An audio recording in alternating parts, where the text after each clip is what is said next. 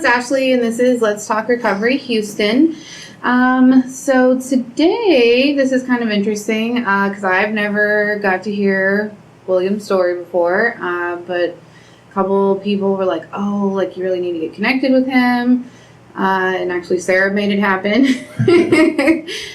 So I'm excited to hear it along with the rest of you. And with that, I'm going to let William take it over. Cool. I just want to first say thank you so much for having me. Yeah, you're welcome. This is exciting. I'm excited. Yeah, I'm excited to share my story.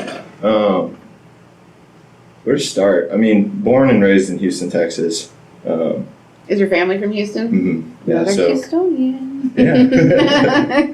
Lived here for 18 years and then went to Lubbock for 5 for school.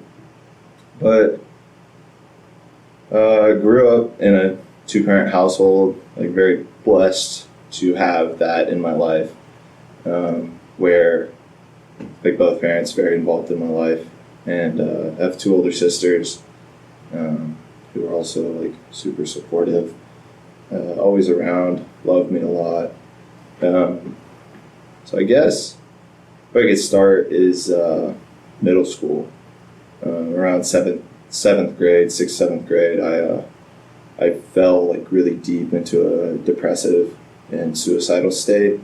A lot of my friends from my elementary school I became like a target for them surrounding bullying and just like in general like being mean. I think middle school is just a horrible time for most people. I'm about to have a 6th grader and I'm like, oh man, this is gonna be miserable.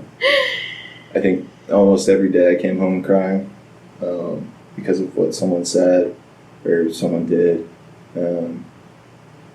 And I got really, really heavy into video games, actually. If we want to like check out what my first addiction was, it was definitely video games. I built a community on there of like friends who didn't know what I looked like or who I actually was. And I could be whoever I wanted to be with these guys.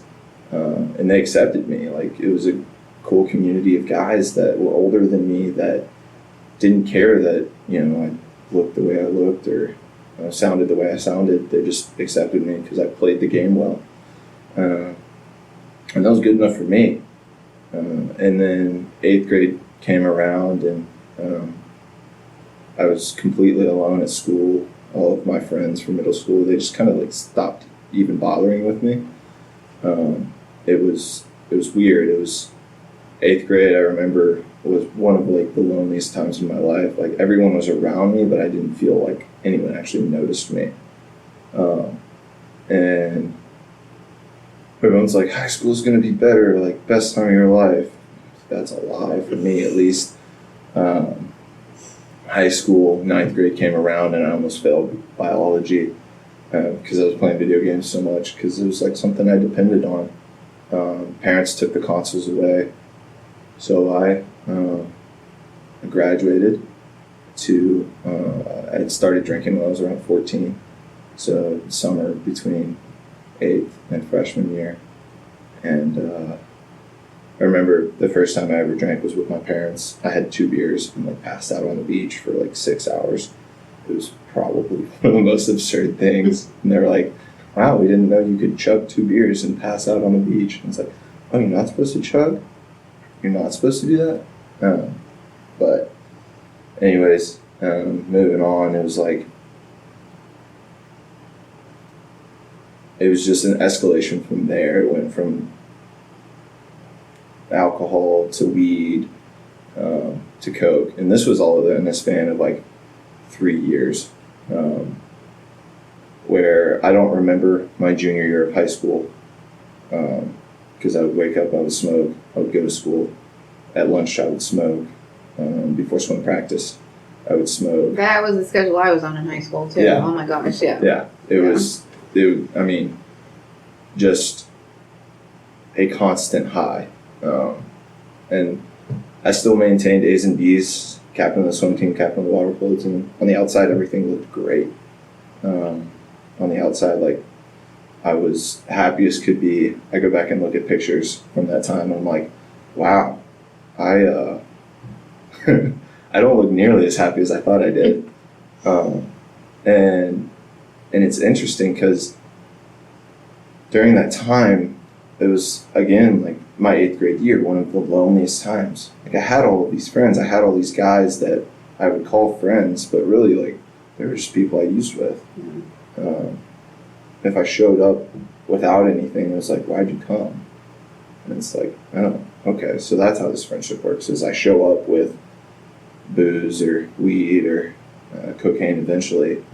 And sorry for drug dropping. Like, No, it's okay. okay.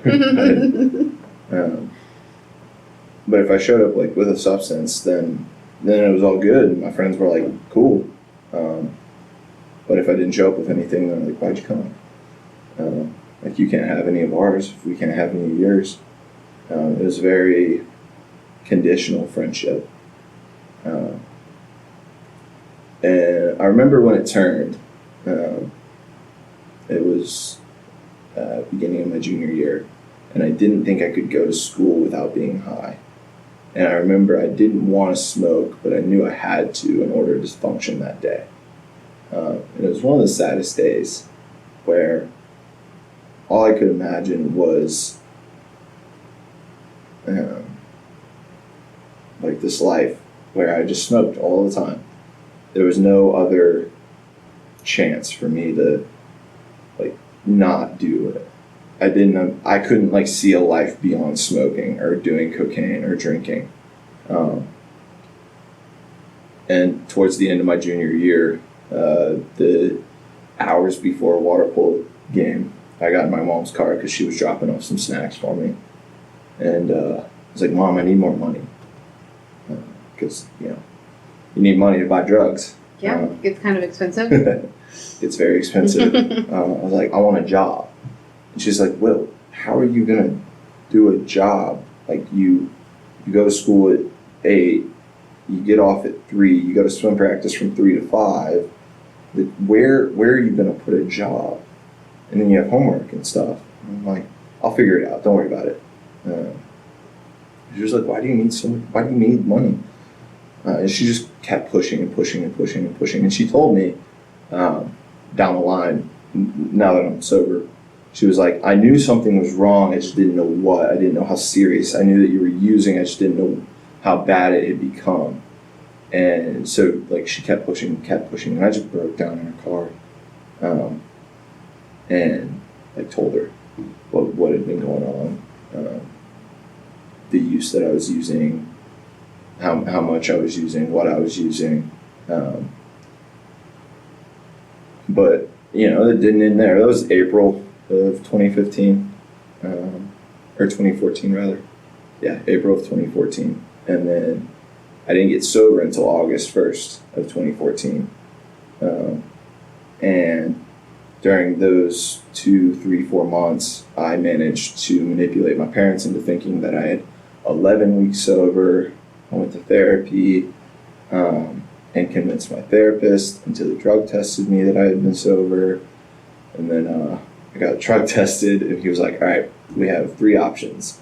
You either go to Teen and Family Services, you go to residential rehab, or you end up dead. And the last 2 I didn't really want to do because I had other plans. I wanted to swim and play water polo, and I was the captain of those teams, and like I had a responsibility to those teams. So I was like, all right, fine, I'll do TAFs. I'll figure out, how to do that on top of school and on top of, I played club water polo at the time too. I was a really functioning alcoholic. And I could do the things that I wanted to do, and TAFs made it possible. When I got sober on August 1st, I didn't actually know that was going to be my sobriety date. I didn't know what a sobriety date was. And I got into this group of 13 to 18-year-olds who all were like me. I remember sitting down with a friend on the first guys' night where we would all go hang out at someone's house. And we did a one-on-one, and he was like, dude, why are you here? Like, because my parents made me. I didn't really have much choice. And he's like, okay, well, when you want to drink, let me know. 3 months down the line, I wanted to drink, so I let him know. And he was like, okay, like, go drink. And like, as counterintuitive as that seems, like telling an alcoholic to go drink, or like someone who is newly sober to go drink, it was one of the most impactful things in my life. And I was like, I don't want to. Like, it took the power out of me drinking, and it took the fun out of it, and it took just everything away from it, and it gave it back to me. It gave that sense of choice back to me. And it was truly a higher power thing. It was truly a God thing. Because after that, I worked through the steps. I never worked through the steps fully before I went off to college. My recovery journey looks a little different than most people's, in the sense of, like, I worked through the steps, all 12 of them, but I only worked through them once. And then I haven't worked through them again. And I've sponsored people, but I haven't, like, sponsored someone all the way through the steps. And I've talked to other alcoholics, and I've been supported by friends. Me and a buddy at Tech in Lubbock, we talked about my style of recovery and how it's different from his style, because he's big book thumper, going to meetings all the time, sponsoring a bunch of guys, working the 12 steps. And even though I don't do that, we have very similar ideals and values, and like what we want out of life, and how we're going to get that. And he looks at me and he says, like, you don't necessarily work the 12 steps anymore, but you still practice the 12 principles that come from the steps. And I'm like, yeah. And in my time in Lubbock, it was a really, really nice relief, because I didn't have that pressure from my family to be sober, and it was like actually my choice to stay sober, and it was actually my choice to follow God and to understand that, like, that God, like, wanted to love me and care for me and, like, have my life planned out already. And I fully believe that, like, those trials in high school and in middle school lead me to who I am today. You know, it talks about in the big book, you know, you're rocketed into this fourth dimension. And I'm like, all right, burning bush moment. Like, when's it gonna happen? Like, okay, so we're here now, and like, hello? Yeah.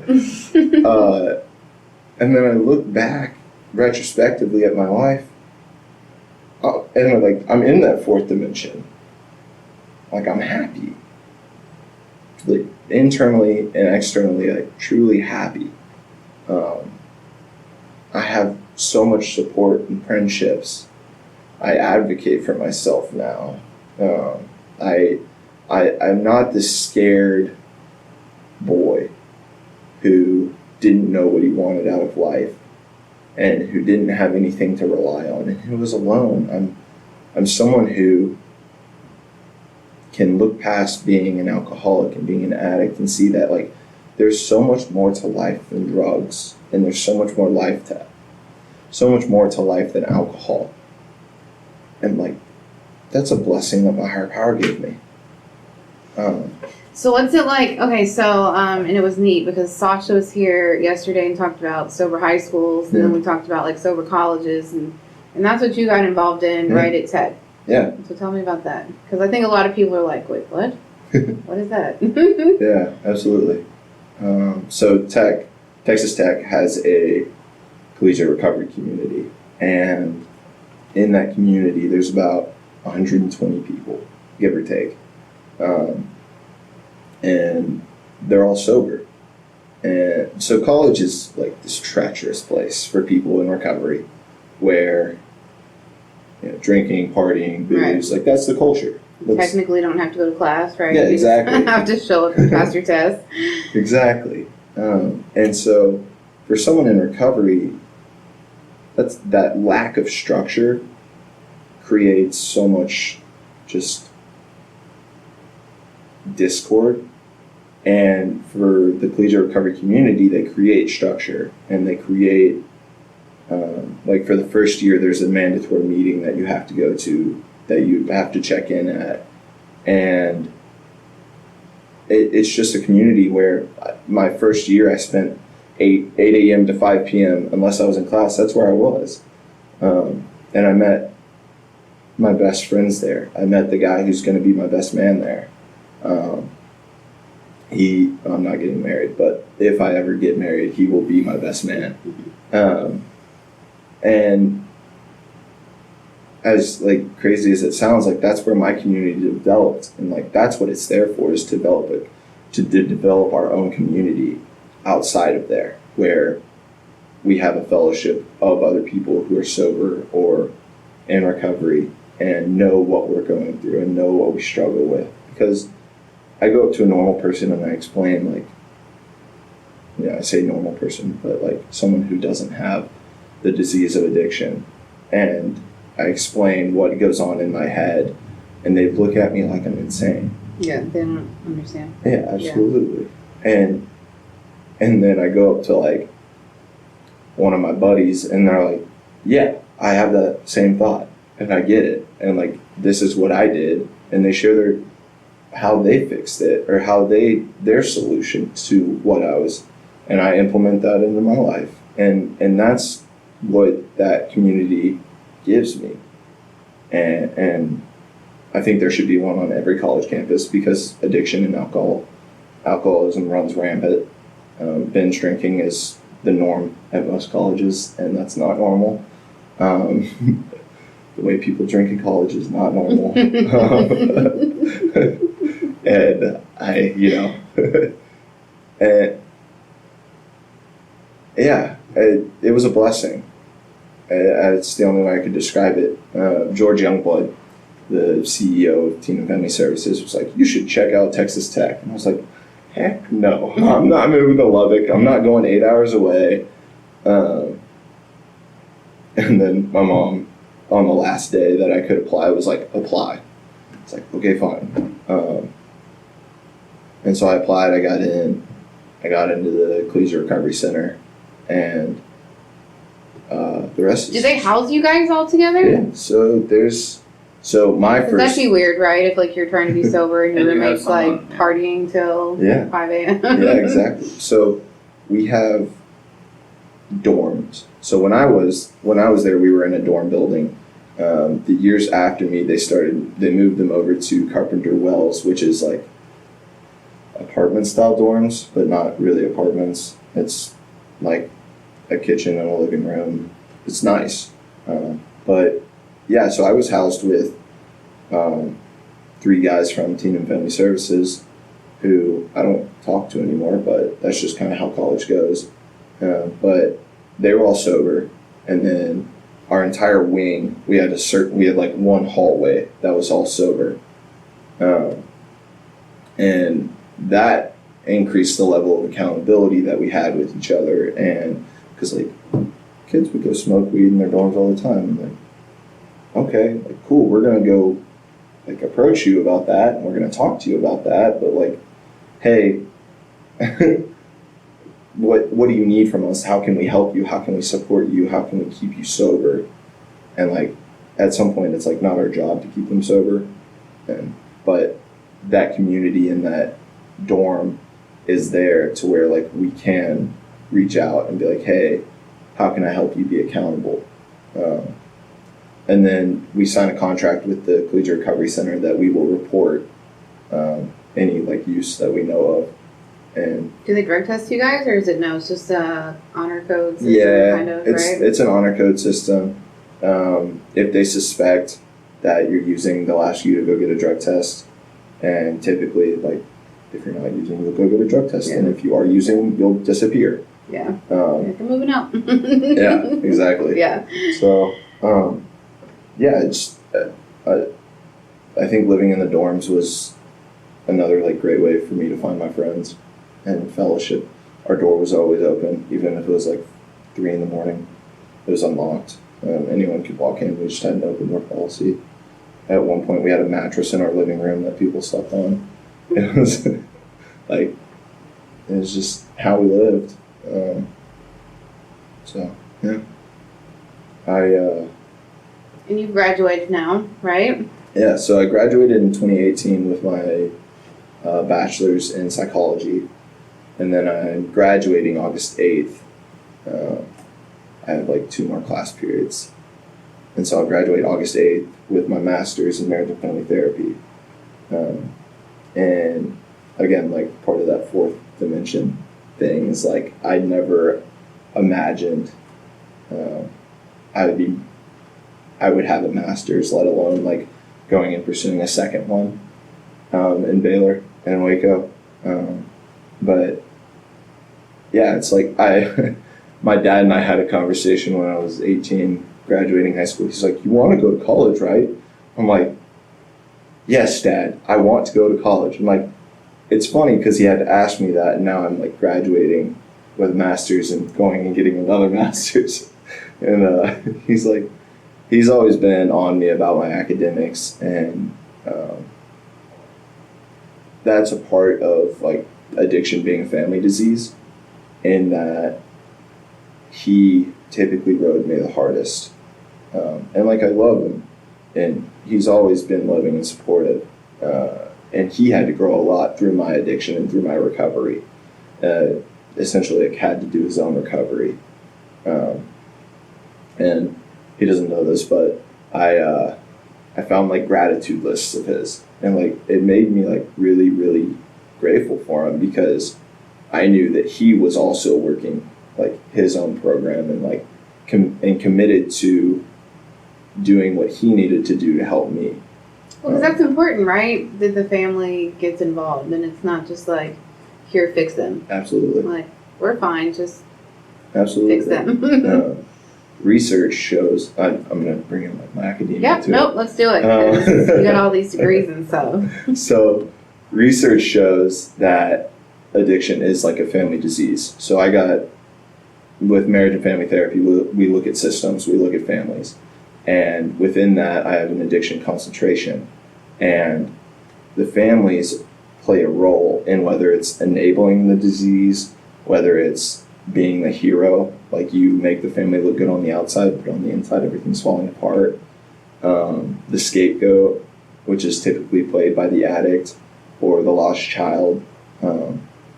So in my family, I won't go into that, but in a family, like you can see all of these different roles where the enabler is as addicted to the addict as the addict is addicted to the drugs. Like we have research that shows brain activity, that shows the same brain activity as a addict is to the drug, as the like parent or spouse is to the person who's addicted. And so they need their own recovery. Like family members need their own recovery from the addict, as the addict needs their own recovery from the drug. And then like with the hero child or spouse or anyone really, they don't feel like they can mess up, and they don't feel like they can do anything wrong because of all of the pressure put on by the addict to the family. The scapegoat or the lost child is someone who kind of gets lost in the mess, and they're disregarded, and they are like, they don't get the attention or like the things that they need, and they don't feel like they can advocate for what they need because of what's going on in the addiction that's affecting the family. And none of these people are to like blame for why the family's dysfunction. The disease of addiction is to blame for why the family has this much dysfunction. And so you have to fix that first. But the entire family needs recovery from what the addiction has caused. And it's very easy to like blame the addict, like right off the bat. But the addict's the sickest person. Right, like it's not their fault. Like, Yeah. Yeah.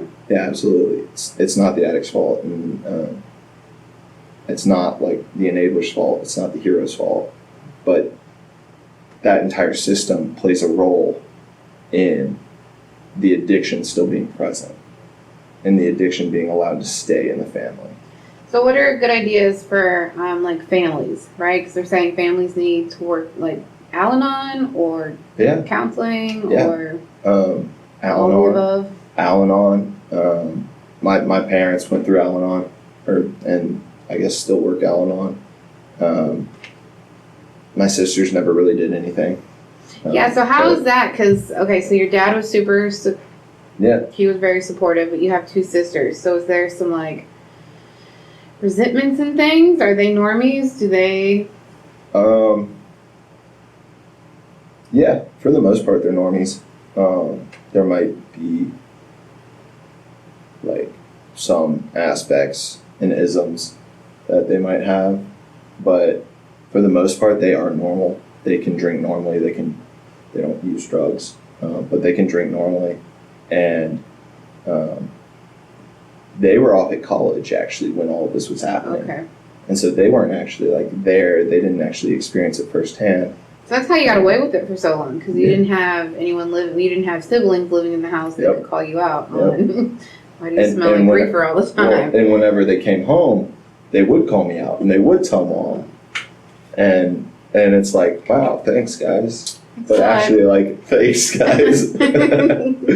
and so they kind of escaped by and like didn't actually experience that. But my parents did. And if I had to recommend anything, it's go to family therapy. Go to Al-Anon. Like, don't think that you're above the problem, because you're probably part of the problem. And as like bad as that sounds, like it's not just like your kid's fault or like your spouse's fault.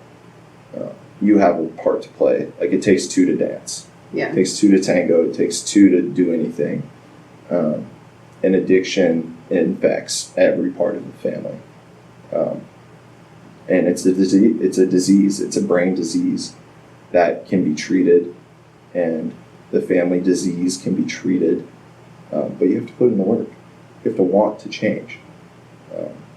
As someone who got their master's in like marriage and family therapy, like, I was taught to not work harder than my clients, which is like an AA principle through and through of like, I'm not going to work harder than my sponsees. Like, that's not my job. My job is not to get them sober. My job is to clear a path so that they can find their own way to be sober. And so with my clients, I have like over 500 hours of direct therapy hours, and by no means makes me an expert, does not make me an expert. I have a little more experience with it, but it's not my job to like fix their problem. I want to empower them to fix their own problem. And with a family that comes in with addiction or use, I want them to know that like they have the power to change. And if there's a family out there right now, like, take the first step and reach out for help. Because that's the hardest step, is you reach out for help, and then it kind of all falls into place, but you have to work. And it's not easy, and it's like walking through hell. Yes, it's definitely hard work, that's for sure. Yeah. But there will always be people there to help you. So, I hear people talk about it all the time. So, tell me more about teen and family services. Yeah. It's here in Houston, Mm-hmm. right? Is it for youth, right? Is that what it's for? Yeah, so it's youth and their families. So it's like, so I was 17 when I got into it, but I turned 18 in it. So it's like 13 to 17 is like the age range that they want. And this was 5 years ago, so something might have changed. Go check out their website.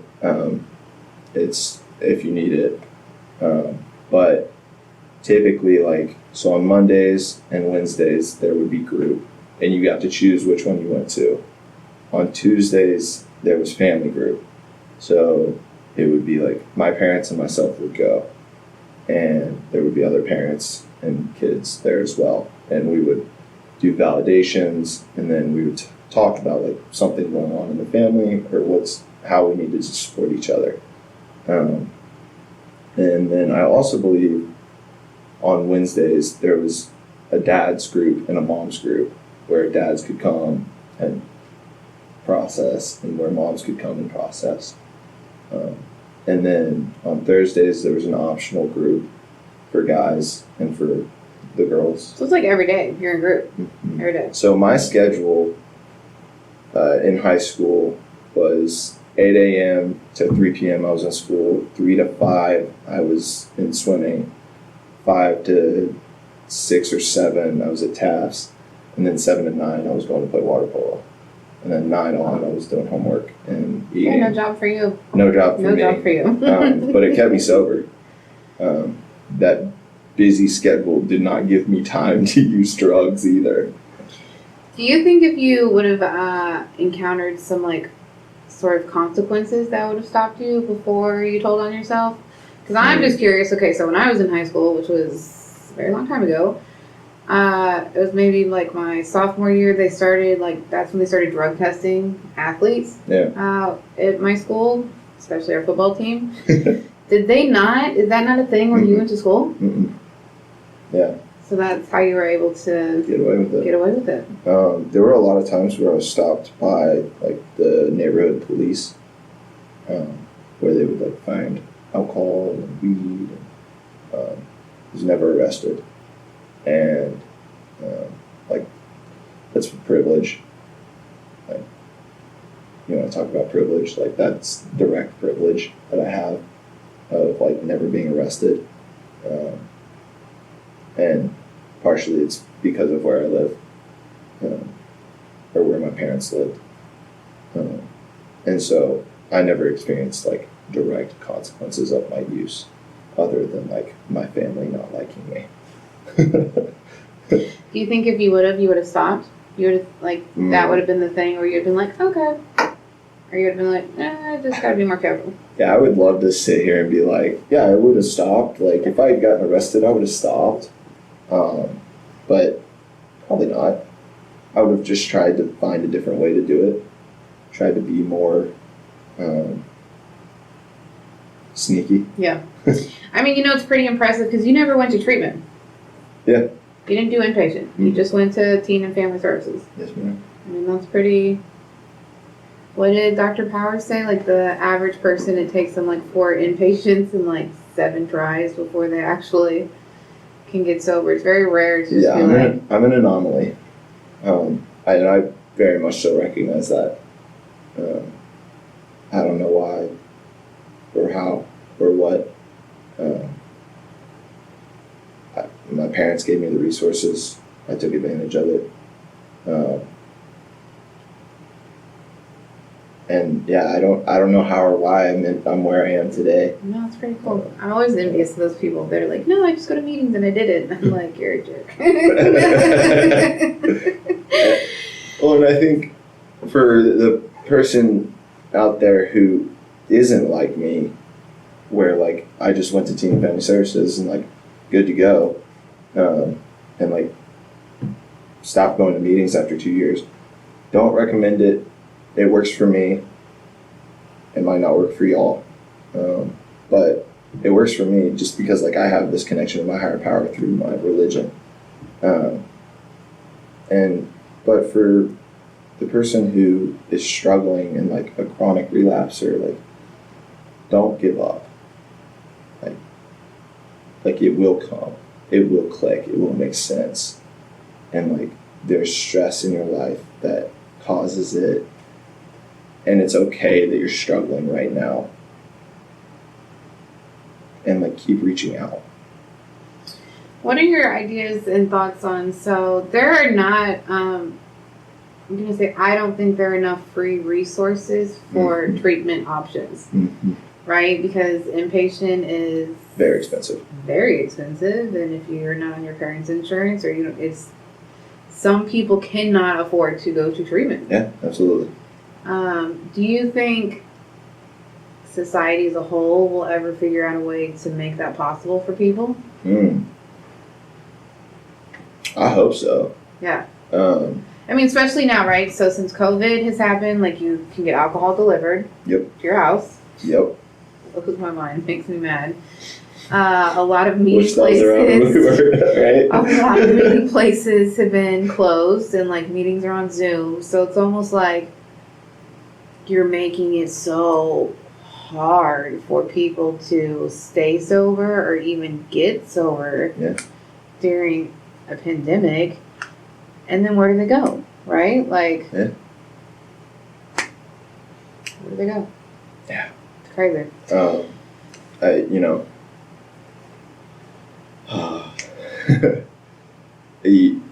You talk about the prison system and how many people in there who actually like suffer from mental health, or have like mental health disabilities or mental health issues or illnesses,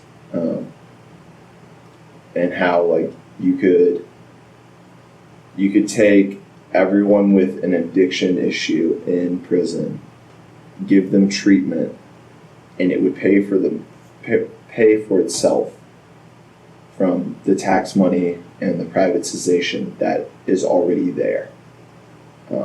If you just took them out of prison and put them in a state-run facility, like that's what you could do, or that's my ideal situation. Okay, so when are you gonna make this happen? Like, I'm gonna do a follow-up in a couple of years and be like, hey, remember that idea you had? Like, what's going on with that? Oh, that would be a systemic change in our government for that to happen. So you mentioned, so you're going to Baylor. Yes. Which is awesome. It's like the only cool thing about Waco, right? In the silos. In the silos. Chip and Johnny. Yeah. How did that happen? So you were telling us a little bit before, but I think it's a neat story because that's a pretty like psychology degree, family marriage, and now you're like pastor. Yeah. So I got involved with Young Life, at Tech, and Young Life, So when I was 10 years old, I told my mom like I wanted to be a youth minister, and. Were you guys really religious growing up? Like, were you in church every Sunday and went stuff? to church every Sunday. Like, knew who Christ was, knew what He did for me. Grew up that way. But, like, my parents always let me make my decision as, like, whether or not I went to church and what I believed in and who I believed in. They always gave me that choice. There were some days where I didn't go to church because I didn't want to, and they were like, okay. That's okay. It's actually pretty cool because most parents are like forcing their kids, and they like get these resentments and stuff towards church prejudice. Yeah. My parents gave me that choice and allowed me to believe what I wanted to, and it was at Young Life where we do outreach for high school kids to like tell them about the gospel, where my kick for ministry got relit, and that call was like very, very strong. It's because when you were using, you probably were not thinking about being a pastor anymore, right? That was probably not. I was thinking about using. Yeah, you're probably like, no, that was just like a when I was 10 thing. Yeah, and it like relit that flame in me, and that flame has burned so long and so strong that like it was just an automatic decision. It was very easy for me to be like, this is what I feel called to do. This is where I feel called to be right now. And like that's a really key right now. It's like in 3 years, I don't know where I'll be. Tomorrow, I know I'll probably wake up in my house. Maybe. Who knows, right? Hopefully, right? Yeah, exactly. But I know for the next 3 years, that's where I'm going to be, is in Waco, learning how to be a pastor, and learning how to minister to people who don't know Christ, don't know Jesus. And that's just, it's I don't know, something that I think the world needs more of. And like that's my faith, is that I can believe that like Christ died on the cross for my sins and saved me, and like loves me so much that He did that, and I want other people to experience that same love and that same grace throughout my life, because like there's so much shame in addiction, and there's so much shame in what I did and like who I hung out with and how much money I stole. And Yeah, have you been to a high school reunion yet? no. No? I probably won't ever go to a high school reunion. Yeah. Maybe like 20 years though, like when you can come back as like a pastor, right? Yeah, that exactly. would probably really like most change the word. They'd probably look at me like, who are you? Yeah, what happened to him? Yeah. So do you think, so most addicts, not all, but most usually have, when they get sober, it's like 2 and 3 is real hard for them, right? The whole just higher power and like handing it over. Were those issue steps for you or no, not really? Most addicts like have huge resentments and they're just like, no, and they're angry. And my first higher power in recovery was a doorknob. Was it? Yeah. Okay. I was very resistant to the idea of God or the idea of something bigger than myself. And so a friend pointed out, like, well, why not this doorknob? It's a very specific doorknob on the building that TAPS uses. It's to the back patio. And he was like, why not this doorknob? You don't know how it works. But like, and so for a month, I believed that a doorknob was my higher power and it kept me sober. And then it like graduated to the door. I was like, okay, I can get behind like this door being my higher power because it allows me to go in and out. And it worked for me for like 3 more months. And then it was the building and the people in the building. And that worked for me for a certain amount of time. And so to people who have that sticking point with a higher power and with God, make it small, but make it something you don't understand. I fully believe that something is better than nothing. So like a glass half full or a glass completely empty, like which would you rather believe in? Yeah, that's good. That's a good analogy. And so, I don't know, 2 and 3, yeah, they were a sticking point for me for a little bit, but I don't know, I got over myself. Obviously you're going to Baylor too. Yeah, exactly. So. It takes humility to like actually be like, yeah, I'm not the most powerful thing in the universe. There are so many things that are more powerful than me. That's hard for people, right? Yeah, like, okay, absolutely. It's not all about me, right? Absolutely. Yeah. And we can I can easily like tomorrow be like, no, I'm the best thing that the world has to offer. I'm God's gift to the world. I can think like that, and that will just very easily lead me back to I can drink normally. And like it's that quick. If I'm not doing what I need to do, if I'm not reading my literature, if I'm not praying, if I'm not meditating, if I'm not fellowshipping, if I'm not reaching out to people, it's that quick. It can happen in an hour. And another metaphor that was told to me a long time ago was like,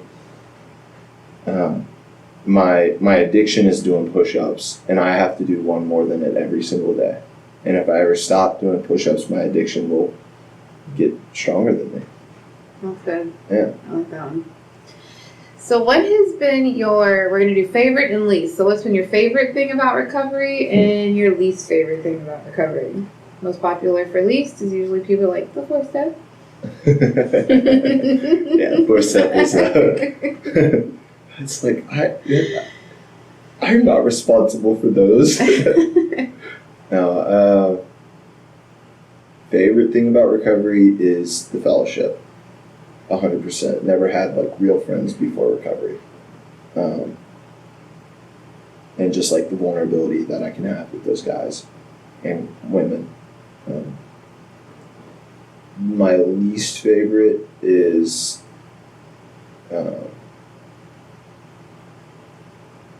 like this constant, not criticism, but like awareness of like, oh, I'm resentful there. Like, I need to go. Like, this constant accountability that I have in my life of like, wow, I was really mean to that person. I need to go apologize. Like, my default position is asshole. Like, through and through. Default position, selfish, megalomaniac, asshole. And like, so I don't like being uncomfortable. And that awareness and accountability like makes me uncomfortable, and I appreciate it, but it's not my favorite thing. Yeah, because like normies, they don't care, right? So if someone's rude to you at Walmart, they don't care. We're rude to somebody, and then we're like, oh, dang it, like I shouldn't, I should have done this and not that, and it's a whole weird thing. Because if we don't, then it's right back to those patterns. So what do you think life would have looked like if your mom wouldn't have pressured you that day in the car and you wouldn't have told on yourself? Like, obviously, probably eventually you would have gotten caught, right? If now you know that your mom kind of knew something was going on? Yeah, maybe. Or do you think? I don't know. Have you ever thought about it? No, I haven't, actually. If I, thinking about it now, if I'd never been caught, if my mom had pressured me that day, if I hadn't been drug tested by my therapist, I wouldn't be where I am right now. I can tell you that much. I probably would have gone to an inpatient. I had a very high bottom, is like what my friends tell me, and like what I believe is like I had a very high bottom where like I wasn't homeless, friendless, jobless, familyless. No, you were very high functioning because you were able to be on like the swim team and still be in school every day, and you weren't completely just ditching all day to get stoned. Yeah, so I have a very high bottom, and that's okay. Like, I'm allowed to have that. Some people have lower bottoms, and that's okay. They're allowed to have that. But if I hadn't, I would have just kept digging. I would have either found another bottom or I would have found death. As like messed up as that sounds, but like that's just the reality. Is like I would probably be dead if like I never got caught or like I never stopped. So what if you keep doing everything that you're doing right now? If we were to fast forward a year from now, what do you think that looks like? You'll obviously be at Baylor. Yeah, I'll have a year of school maybe. Yeah, I'll have 2 more years left. It's a 3-year program. You'll have your first year down. First year down. Probably just living day by day. Like, still hopefully sober, reading literature, praying, meditating. Is it going to be weird for you, though, going from being surrounded by sober people, right, in tech, to now, are you going to be living on your own in Waco? I'll be living on my own in Waco. So is that going to be like a weird transition? Yeah. I won't have a roommate who, like, is my best friend. Get a cat. But, he's got some. Well, I have a dog. I have a dog, so she'll be coming with me. And I've started to develop like a fellowship already out there through the program. Guys have reached out to me. I've reached out to them. They don't know I'm sober, but they probably drink normally, hopefully. And there's meetings in Waco. If I said I don't go to meetings anymore, but I am open to like that possibility of I need to go to a meeting. Or like I should go to a meeting. I need to develop that fellowship of sober people again. And like I keep that door wide open all the time. It's just my choice whether or not I walk through it or not.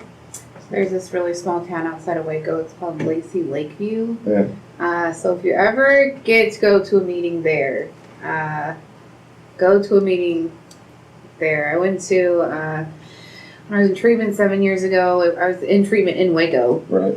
And they took us there for meetings. And it was like just it's probably some of the best AA meetings I've ever been to. Like, they're just really good. Bunch of old timers. Tons of old timers. There was this guy that was actually shared his story, and it was the last like world AA convention that like Dr. Bob was at. Oh, wow. He was actually at that convention. Like, so this guy's really old. That's insane. And he's telling the story about how like he doesn't know who Dr. Bob is. He was like a week sober and got drugged to this convention, and like he told the story about how rude he was to Dr. Bob, and then like he didn't realize later like who he was a jerk to. You're like, oh crap. Yeah. And then there was a younger guy shared his story, and he talked about how he didn't have money for a big book, and so he stole one, and then he just made amends for it later. And he was like, so if you need a big book, they've got a bunch. Just come back and make an amends. And I'm like, oh, these people probably hate you for saying that right now. But it's a very small town, but the AA meeting is very entertaining if you get bored. Yeah. If you need a big book, just steal it. Yeah, just steal one. Make an amends for it later. Oh, yeah. They're like, what, $8 on Amazon? Yeah. Oh. If you don't have $8, then hit me up. Yeah, we'll get you a big book. Please email me. Oh, man. So, any advice to people that are struggling right now with their recovery? That maybe they've been sober and they're just like kind of teetering, or they're playing with the idea of getting sober, right? Because I think that's kind of where people fall. They're either not sober and they're thinking about it, or they're sober and they're like, is this worth it? Yeah.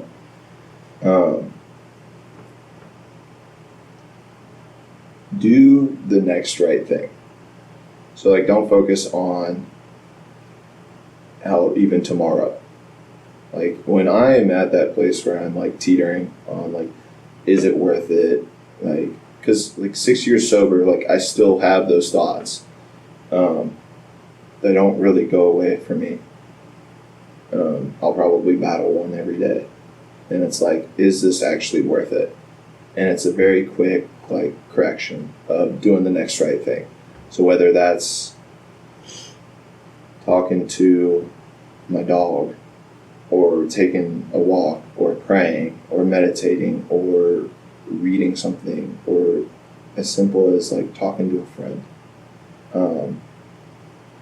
Just do the next right thing. And for those who are like thinking about getting sober, yeah, drugs are great, but I don't think there's a day in these past 6 years that I would give up to go use again. And it's